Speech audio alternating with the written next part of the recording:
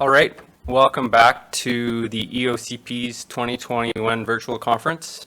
I'm your moderator, Ben Kinoshenko, and I am in the leadership stream. Our next presenter up is going to be talking to us about building water systems. It is Phil White, who is the manager of plumbing and mechanical inspections and gas safety, development, buildings, and licensing department at the City of Vancouver. Come on up, Phil. Good, thank you, Ben. So, good morning, everyone. I stood up here last year and spoke about the EOCP certification on building water treatment systems. So I kind of just wanted to give a recap and just what have we been doing and how is the program working so far. So just a kind of a recap of where we were. Operating permits are required in the City of Vancouver for cooling towers, decorative water features, the rainwater harvesting, the rainwater reuse, and the building water treatment systems. Just the next slide. Just trying to advance these slides here.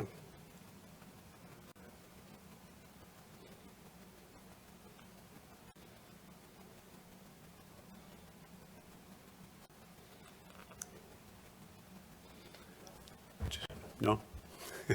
Just going to get a little bit of technical help. And while we're doing that, we're just, so the operating permit program has been in place since January the 1st, 2019. That's when we brought in the rainwater harvesting requirements. And then the cooling towers came on June the 1st, 2019. And so far, it's been a great success. We've had 578 cooling towers registered, I believe. And out of those, everybody has had an inspection. And later on, when we get the slides moving here, I can show you some of the results from those inspections. Okay, great, thank you. So what I wanted to kind of point out is let's go over, first of all, why we brought this policy in. And second of all, how we're doing with the policy and what advantages has it created for us. Thank you. So we all, 2018, there was a big outbreak in Surrey that had 14 cases of Legionella. 7 of those people went into the ICU, and unfortunately there was 2 fatalities. Now, it was, Walmart was spread all over the news. It was shut down. They cleaned all their towers, but it wasn't Walmart. In the end, it was a public facility, a City of Surrey public facility. So even when you go online and you read about the news, there's a lot of kind of misreporting out there about Legionella and Legionella cases. Okay, and this one, another local one, was in New Westminster. So New Westminster reported a Legionella case last year. New Westminster doesn't have a registry of cooling towers, doesn't have a registry of decorative water features, so it's a scramble to find where these systems. So there's a lot of local content for Legionella cases. Yeah, the slide's not moving here. So the one in New Westminster, so there were 6 cases of Legionella, and it still hasn't been identified where that Legionella actually came from. I know the Fraser Health Authority is still trying to determine the exact cause of that one. Okay, I'll keep trying to do it without the slides. Keep moving along here. So yeah, there's a lot of local cases. There's the case in Chicago that was at a Marriott hotel where they had a decorative water feature behind a bar feature. It was like a cascading waterfall behind the bar, and of course you've got the light shining up on it. That water's getting warm. You get cases of Legionella. And 3 people sitting in the bar got seriously ill, and one of those persons died. And it's got to the point now where the Department of Veteran Affairs in the United States have said, okay, no more decorative water features in our building. So they're trying to pull all of them out and decommission them. So a lot of people, when we started the program, they asked, why, I can understand cooling towers, but I can't really understand the decorative water features. And it's really surprising at how many people actually contract Legionella from a decorative water feature. If you think about it, especially even in the downtown core here, There's many decorative water features. They're sent outside. The sun's heating them up. And as the summers get warmer and warmer, then that, it's just heating that warmer up. It's getting circulated. And then as it goes through those, through the fountains or whatever it is, people breathe it in and they're going to get sick. So we really wanted to include them as part of this whole public health outbreak control. Can I just get a pause for a Sure, second? you bet. The reason is we're getting feedback from people saying that they're having difficulty with audio, or sometimes they're hearing sound, but it's not Phil. So just before you go any further. Sure, you bet. Let us know when you're ready to roll and.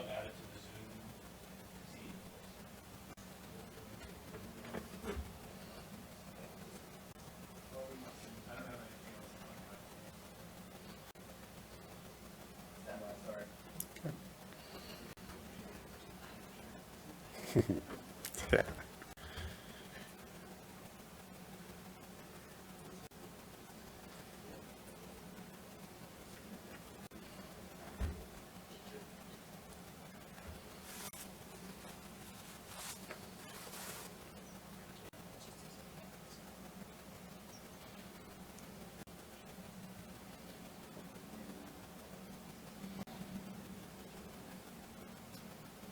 So Phil. Yep. Just to let you know, you were just starting to talk about a bar feature about a water feature behind a bar. Okay. When it cut out, so you, sorry. I'll start here again. You bet. Yeah. Just let me know when it's good to go.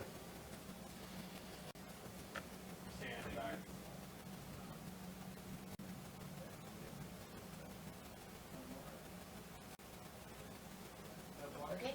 Okay. Feedback is, sound is back. Good. Okay.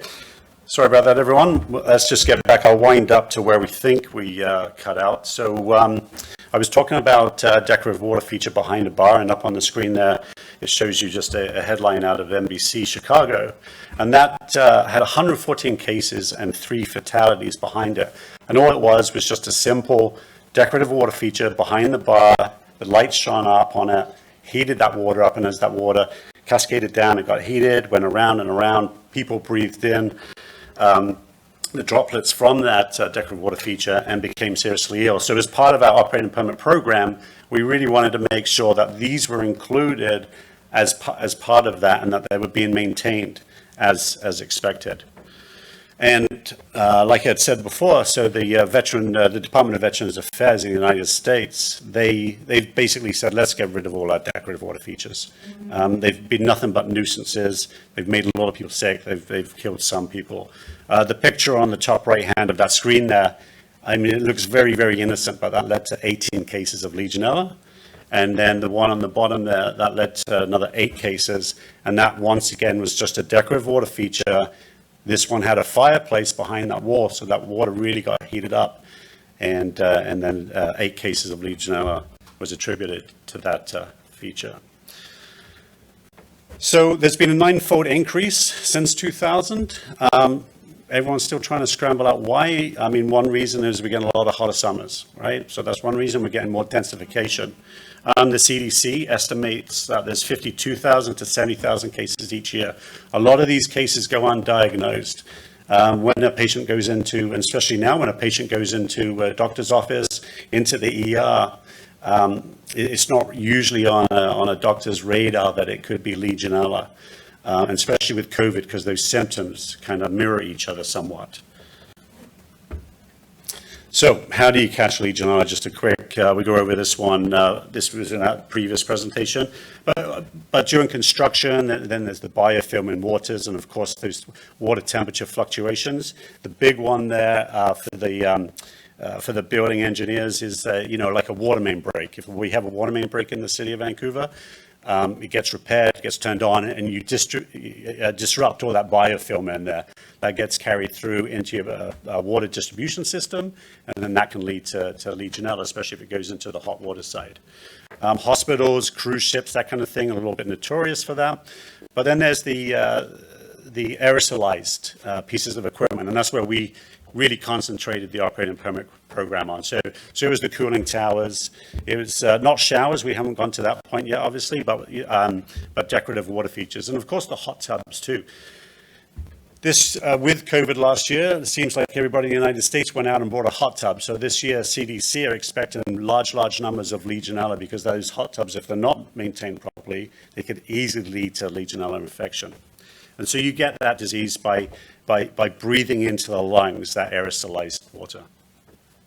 This is what it looks like. This is just a shot of a cooling tower on top of a City of Vancouver building down on the Canby and Broadway corridor. This is what it looks like just in the autumn there. I wanted to show you these cooling towers. This is GM Place. The cooling tower is on the right-hand side there. Nothing wrong with those cooling towers. We just want to show their proximity to residential towers. And this is going to happen more and more and more. And this is why we needed to have at least some oversight on, make sure the maintenance is getting done, and we need to know where these towers are. So that whole area is going to be redeveloped. The Georgia Street viaducts are coming down. There's new towers. There's a whole bunch of new towers going in that area. So the proximity of towers to residential areas is really significant. And you can see how easily that aerosolized water can be carried across right into those apartments. So we created the program, you had to register, and then we sent an inspector out. So we've got 3 inspectors going across the City of Vancouver, looking at these pieces of equipment that have been registered. So when you fill out that permit information, so it's the name of the building, where the piece of equipment is located, what type of equipment it is, and then it's also the person who's responsible for that piece of equipment. And so this is what we found when we went out. So this piece of equipment sits on top of a hotel in downtown Vancouver. Nobody's looked at this piece of equipment for a couple of years. This is not what you want to see as an inspector, as a public health officer. And the reason that this tower never had anybody look at it was because of COVID. So the tower decided it's COVID, we don't want people coming into the building, so the tower got neglected. And this is some of the stuff we're finding out there. So it's really important to get that message out there that, during COVID times or, less use in the hotel, maintenance still has to be completed. This can become a major risk. This is another tower we found. I mean, this water should be pretty clear. This one had a very, very high Legionella count in it.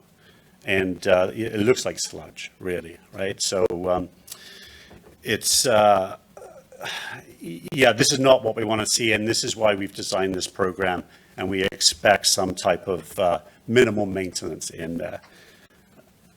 This is another one. This is a City of Vancouver photo, and what I wanted to show you here isn't really, the tower on the right has been shut down, it's in disrepair, it's not working, but I just want to show you on this picture is how close it is to the air intake of this building.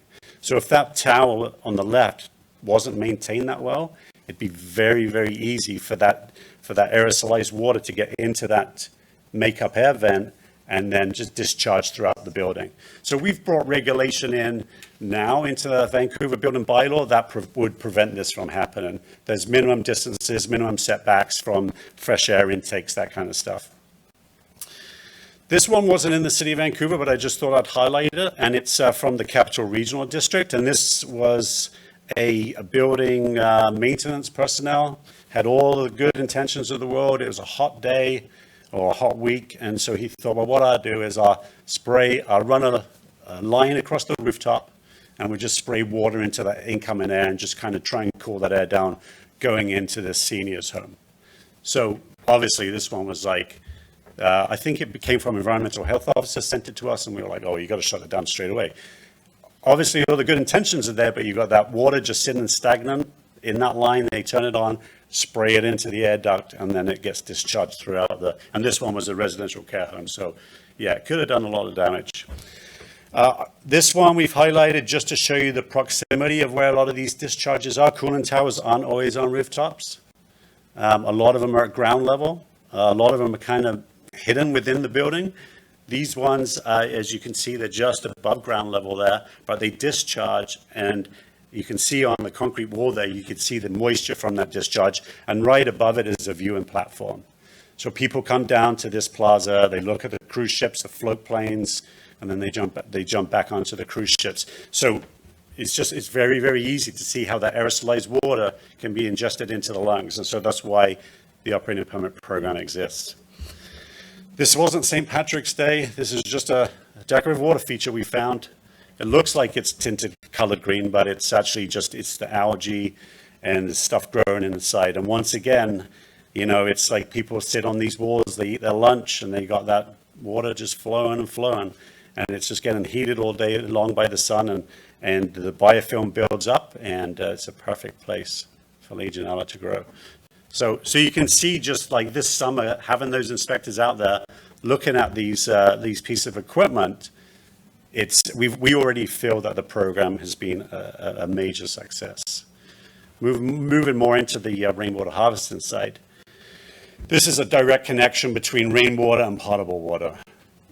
We found this on a store that opened with all fanfare, how green it was and how it's collecting all the rainwater. They're going to use it for flushing toilets, and it's, it was like the big green building of the decade to them.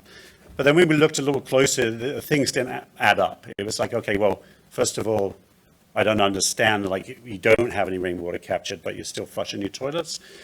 So we hunted and hunted, and we found a direct connection between the rainwater and the non-potable water, which obviously everyone knows is a big no-no.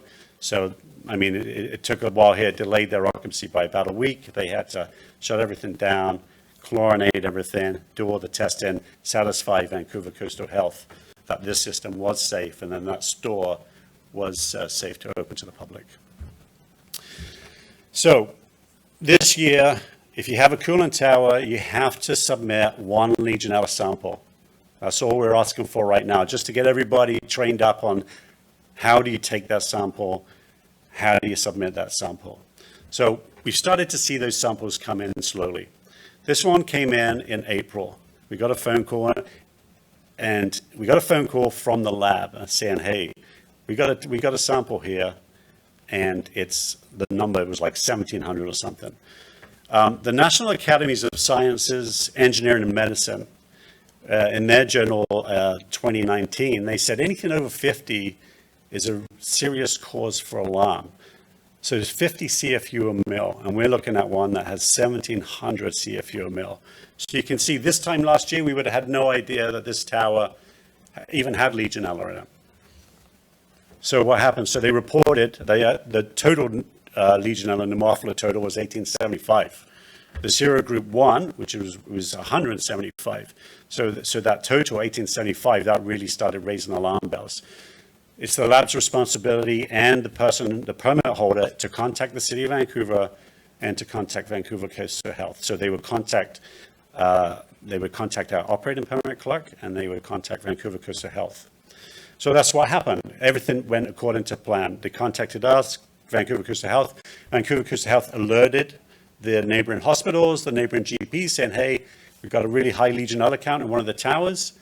You might want to keep an eye out for anybody coming in with Legionella symptoms. So the communication piece went really, really well. So everybody was aware that they should start looking out for Legionella cases, and also the surrounding buildings. So the surrounding buildings that had cooling towers or had decorative water features, we could just send them a blanket email saying, hey, there's a tower close by that's reporting 18, well, we didn't tell them what it's reporting, and we didn't tell them where it's coming from, but we just wanted to let everybody know you might want to up your chemical treatment for a day or two. Just be on the lookout for that, because aerosolization, you can get one tower that will seed another tower or seed a decorative water feature. So you got to be very careful. You could take the best care of your tower, but you could have somebody next to you who hasn't looked at it in 2 years, and that tower couldn't affect yours, or couldn't affect that decorative water feature. So they did the right thing. They shut the tower down, they scrubbed it, they cleaned it, and then they retested it. Because really the only way to know if your maintenance is working is to do a test. So they did that. The test came back, none detected for serogroup 1. And there was, less than 1 for the other serogroups. So this was a great success story. It was our first one in the operating permit program. And like I said, this time last year, we would have had no idea there's a tower there, or even even if it had Legionella in it. So I think we've put together a great website. So it's just a one page, the Vancouver.ca operating permits, and everything's on there. The good folks over at Vancouver Coastal Health and especially Arnie Farimo, who we've worked very closely with. He's developed this flow chart that will be on the website very shortly.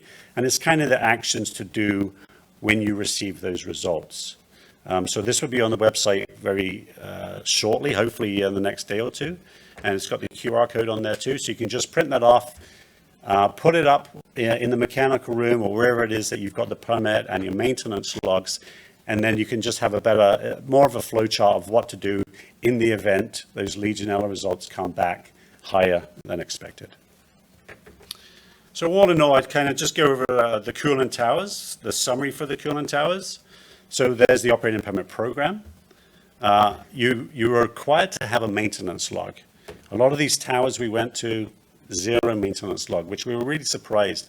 And that maintenance log doesn't really have to have much in it. Like, we're just looking for when the chemical is added, what type of chemical, obviously the location and that kind of stuff. And who is the person maintaining this piece of equipment? So it really basic stuff is the maintenance log. At least once a year, you have to do offline cleaning and disinfection. And of course, that should really be done when you shut that tower down or just before startup. And then there's the Legionella pneumophila testing and reporting. Like I said, this year, just the one sample when that tower is active, when it's running. When you get your operating permit and you start to submit your reports, there's a button on there you hit if it's active or if it's been shut down. Because if it's been shut down, we're not going to be looking for that Legionella report, right? So only when it's active, because a lot of towers don't run year-round. So that Legionella pneumophila testing, but as of January the 1st, 2022, it's monthly for every tower that's running, okay? And then, of course, the big one, the EOCP certification. And this is what was really the missing link between the operating permit program and the people that were looking after this piece of equipment. So as of January the 1st, 2022, you got to have somebody with an EOP certification for these building water treatment systems. The building water treatment systems is really just kind of an educational piece. Well, what is Legionella? What do the sample means? What happens when I get these samples? What is a chain of custody?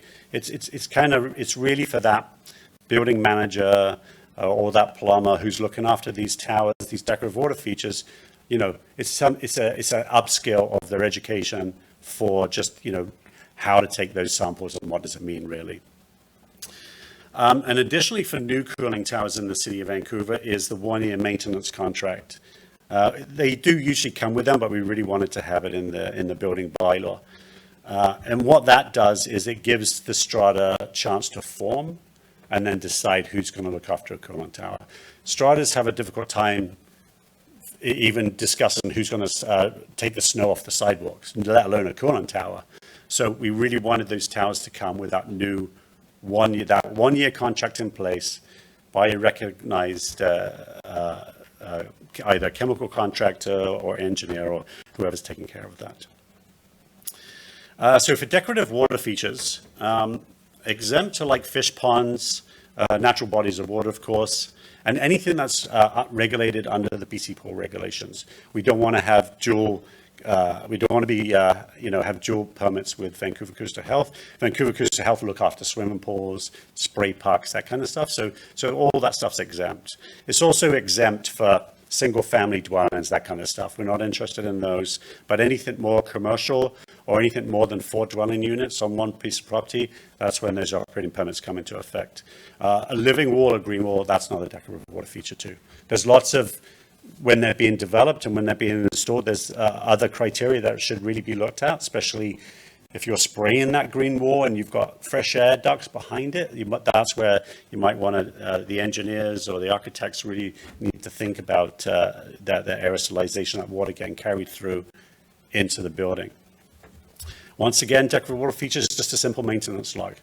When was the chlorine puck or whatever it is you're using as a treatment, when was that put in, who did it, the date, the time, that kind of stuff. Once a year, again, offline cleaning and disinfection, not a big deal to us for that. And then Legionella pneumophila test and reporting begins January the 1st, 2022, every 2 months, that one. That's a new one for that. So anything above the 10 CFU mil, that's where you require that corrective action. So 10 CFU up to 50 corrective action, anything above that, you're letting us know, and you've got to shut it down. And then also for decorative water features and rainwater harvest systems is that EOCP certification again. And then for non-potable systems, almost the same thing, maintenance log. The ones we've seen, it varies. We've seen a lot of non-potable water systems, no treatment train, and they meet all the requirements, and then treatment train, and they meet requirements. But you need the maintenance logs for that. And then for non-potable water distribution, you need temperature that are less than 20, turbidity less than 10, and then the E. coli less than 100. Starting 2022, with all the other ones, is that Legionella pneumophila, less than 10. We're looking at that as well. And that would be every 2 months for non-potable systems. I just want to say in there the turbidity one, because you can have cloudy water and it still meets all those requirements. The turbidity one was kind of important, just the optics of the rainwater harvesting. We found most rainwater harvest systems had been shut down because of just because of the color of that water sitting in that toilet, really, in the end. And it was, and part of it to blame was the educational piece. There was no educational piece. When these systems get put in, there was skull and crossbones, do not drink the water.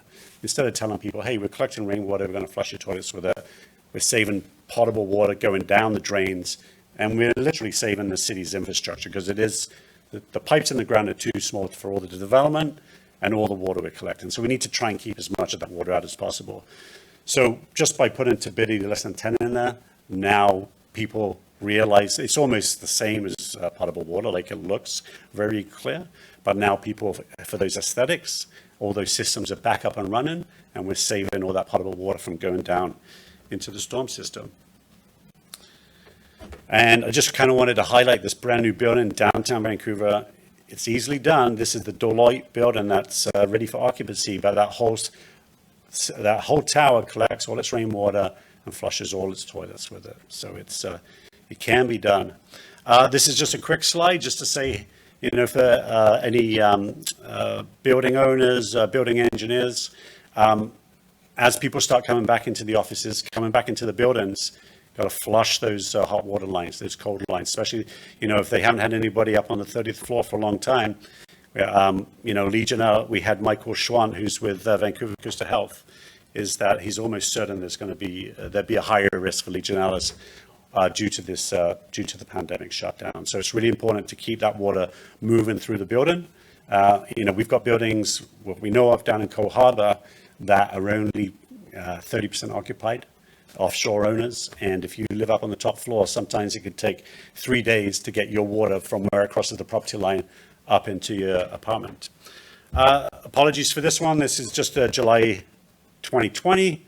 We have a lot more operating permits than that, but it's just kind of showing you where they are scattered around town. And just to touch on that one like we have, this is the January the 1st, 2022 requirement. If you have an operating permit in the City of Vancouver, you have to have this EOCP certification. There's a link to it directly from the City of Vancouver's website. So just go there, very, very easy to sign up, and everything's up and running here. So today we have 558 cooling towers registered. We believe there's about 150 more still to come online. Just the one Legionella test is required this year. So far, 207 of those cooling towers have submitted the Legionella test, and out of those 9 have come back saying, oh, we're well over the 10 CFU a mil. So just looking at these numbers, we really feel this program has been a major success already by capturing those 9 cooling towers with high exceedances of Legionella pneumophila. Because like I say, this time last year, we wouldn't have had a clue of what was going on there. So no Legionella testing required for decorative water features this year, or the rainwater reuse, but that all starts January the 1st, 2022, same as the EOCP certification. And good news on the local lab fronts, there's a couple of labs who, I don't know if they're doing it just yet, but they're very, very close to offering the Legionella testing very, very shortly. Just wanted to give you the 4 oversights there of the 4 different systems. It does say building water treatment system in there, and that's just where they inject chemicals into the incoming water, just for the longevity of the piping. So don't really need to touch on that one. There's only a couple of companies that do that, and there's no testing requirements on that one. And I just want to put the program contact. So if any questions, just contact Leora. She sits on the phone and the computer most of the day, and she can help you with any questions. You got any questions with the permitting program, you're trying to enter stuff onto that, she can help you. And of course, I'm up there, Arnie Farimo with Vancouver Coastal Health. He's been seconded to the city of Vancouver. And Chris Radsminski, who I work alongside with, he's the policy engineer. And with that, I think we're all done. Take questions.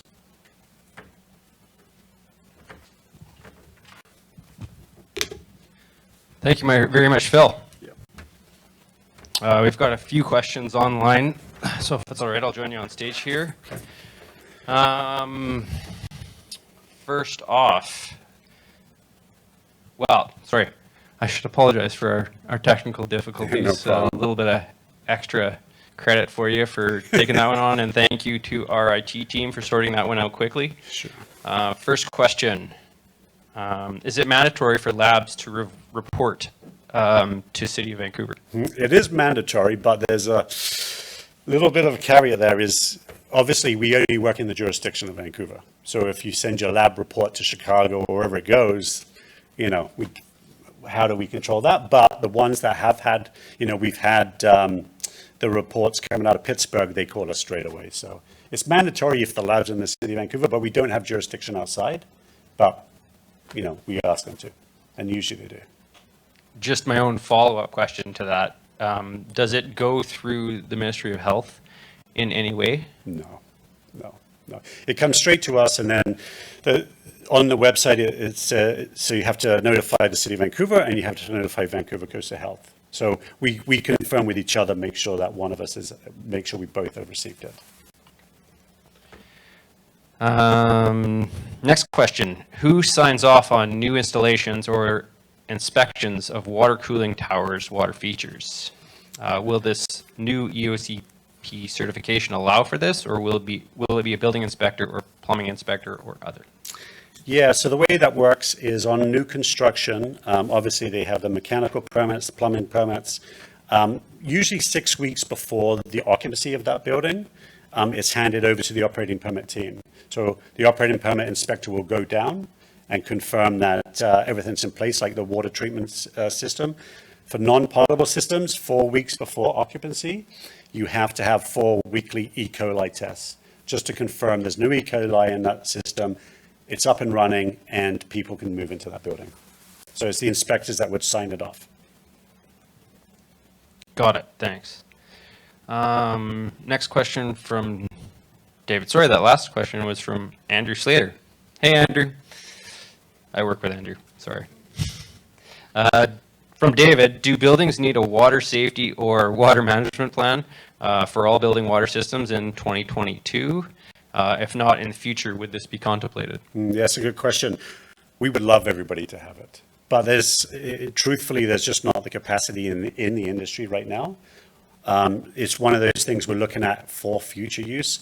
The cooling tower industry would tell you that most of the Legionella comes from showers, hot water systems, and that kind of stuff.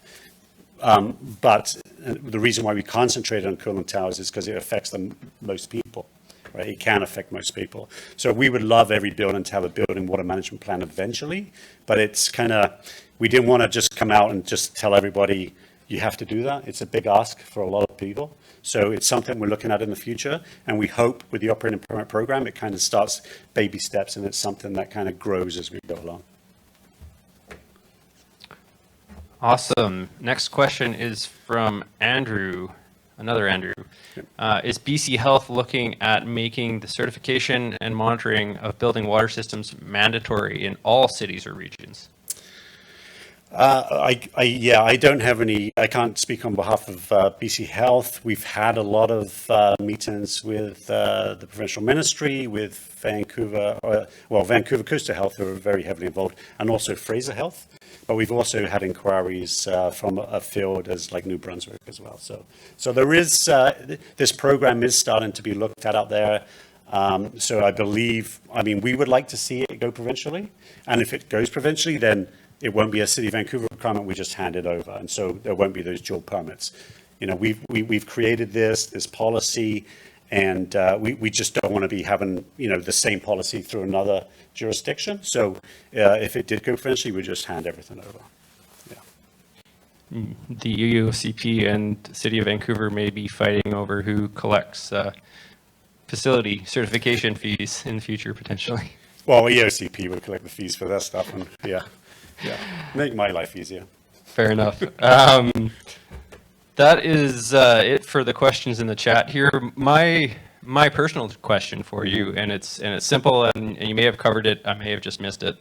How does Legionella get into these water systems? Is it ubiquitous in the environment, and it just needs the right conditions to grow? Sure. Yeah, exactly. That's exactly what it is. The water that all the cities and the province deliver to the property line, it's good, clean drinking water, right? But once it crosses that line, we don't know what happens to it, and it goes into engineered systems. So all these towers, they've all been designed by mechanical engineers. It's kind of similar to like an elevating device. An elevator there's an expectation, and the elevator has some maintenance on it. No one's going to step into an elevator that's got burnout lights, moss growing on it, and you can smell wire burning. So there should be the same expectations for these systems, because they're all engineered. You take that water in, the water gets heated up by the system, and then gets aerosolized by the system. So having that expectation of of some maintenance to reduce the risk of a public health outbreak, to stop that Legionella getting into those. Because if that cooling tower wasn't there, decorative water feature wasn't there, probably see a lot less cases of Legionella, right? So it's ubiquitous, it's in the soil even, so it's out there. And the water that gets delivered to the property, we can't say it's Legionella free, like we don't know. But you could have a glass full of water with Legionella and drink it, it's not a problem. It's just that when it gets heated, amplifies, aerosolized, right? So it's, it's one of those things, we're just going to see, unfortunately, we're going to see more of it, but we hope with this program we'll be able to reduce those harmful effects. You get the densification. It's happening, especially in this city. People are living closer and closer to all these towers, and we're getting hotter summers. And the best way to cool a building is through a cooling tower. It's tried, it's tested, and not going away. So it's a way to manage that risk. Great answer. And I do have one more question here that's come in from David. Are there any special regulations or standards kind of over and above what the City of Vancouver is doing that affects hospitals, nursing homes, to track these kinds of infectious diseases? Yeah, I know that, so the hospitals, like the new St. Paul's that's getting built, obviously, a hospital's going to have a building water management plan in place, all that kind of stuff. So there's no real, they would still require the operating permit through us, but there's no real, there's the testing's required. But health authorities, they kind of have their own specialized engineering groups. So we don't really comment too much on that because we don't have that expertise either. So they're the same for us, but there's policy in place for those hospitals and healthcare facilities, a higher expectation on that design. Excellent. Seeing no more questions. Oh, No, that's just comment. that's just Kalpana. Thank you, Kalpana. Seeing no more questions, thank you very much. That was a very informative talk. You've got your contact on here if anybody wants to get some more information. And that'll be a wrap for us in the leadership stream at EOCP 2021 for now. We're going to take a break for lunch. We'll be back at 1 o'clock. Just a reminder, photos, videos on social media, hashtag EOCP2021 to get entered into those prize draws, as well as the surveys to be completed after each session.